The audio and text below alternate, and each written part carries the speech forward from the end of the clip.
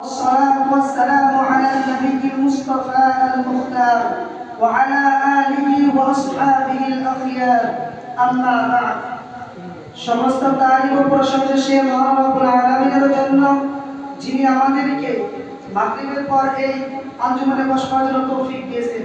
সে মহান রব্বুল আলামিনের প্রতি আমরা একবার শুকর আদায় করি, সবাই বলি আলহামদুলিল্লাহ। আলহামদুলিল্লাহ। তার সাথে সাথে আমাদের প্রিয় নবী হুজুর পাক সাল্লাল্লাহু আলাইহি সাল্লামের উপর একবার দরুদ পাক করি, সবাই বলি সাল্লাল্লাহু আলাইহি ওয়াসাল্লাম।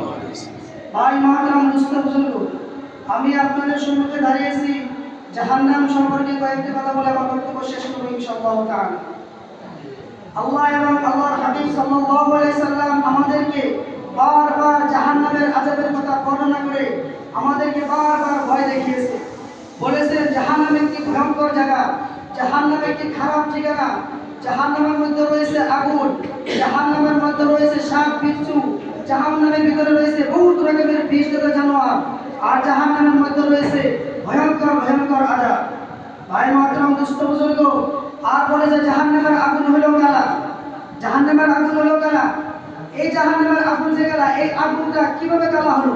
হুজুর পাক সাল্লাল্লাহু আলাইহি সাল্লাম বলে জাহান্নামের আগুনকে প্রথমে 1000 বছর জ্বালানো হয়েছে, 1000 বছর জ্বালানোর পর জাহান্নামের আগুন হয়েছে লাল, আবার তাকে 1000 বছর জ্বালানো হয়েছে, আবার 1000 বছর জ্বালানোর পরে জাহান্নামের আগুন হয়েছে সাদা, আবার তাকে 1000 বছর জ্বালানো হয়েছে, তারপর হয়েছে কালা।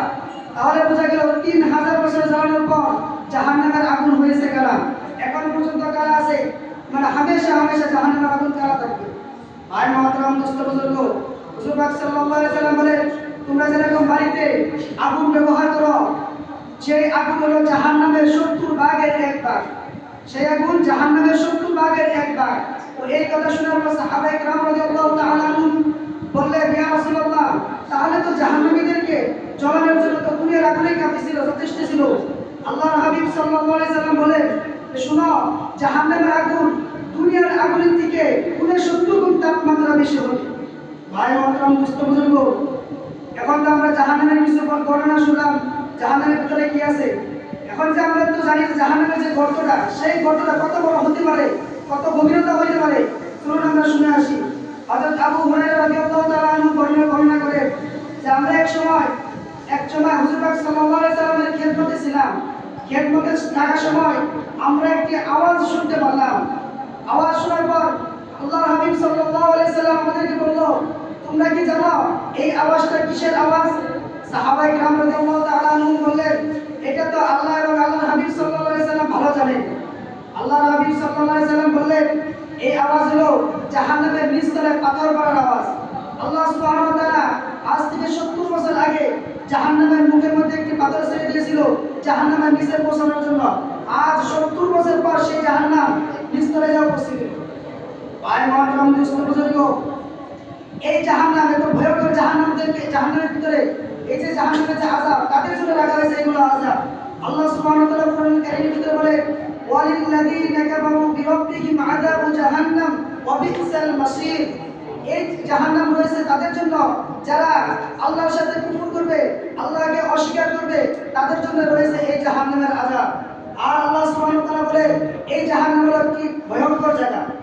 ভাই মহতরম দোস্ত বুজুর্গ, যে সময় জাহান্নামীদেরকে জাহান্নামে দেওয়া হবে, জাহান্নামীদেরকে দেখার পরে গর্জিয়ে উঠবে, জাহান্নামের আগুনগুলো বেড়ে উঠবে, তাপমাত্রা বেড়ে যাবে।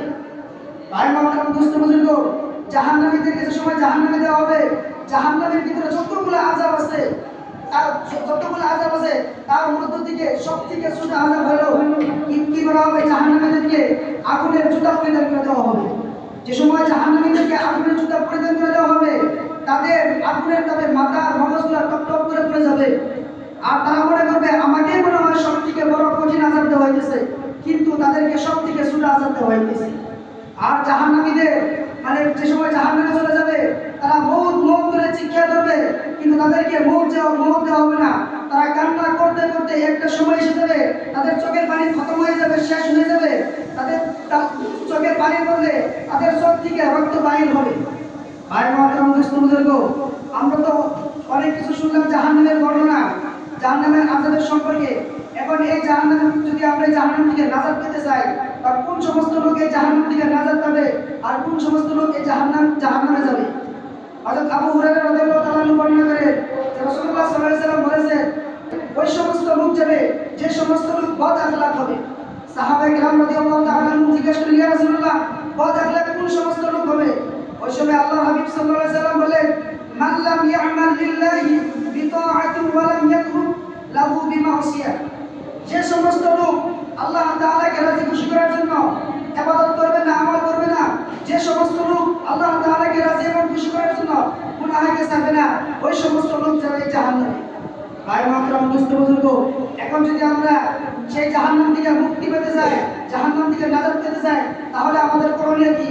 আমাদের করণীয় হলো আমরা যেগুলো আমল করব, যা কিছু আমল করব, আল্লাহ এবং আল্লাহকে রাজি খুশি করার জন্য করব। যদি আমরা এই দুনিয়া থেকে আল্লাহ তাআলাকে রাজি এবং খুশি করে যেতে পারি, তাহলে আমাদের ওই জাহান্নাম থেকে মুক্তি পাবো, জান্নাতে যাব। আল্লাহ সুবহানাহু ওয়া তাআলা আমাদের সবাইকে এই দুনিয়া থেকে আল্লাহ তাআলাকে রাজি এবং খুশি করে যাওয়ার জন্য তৌফিক দান করুন।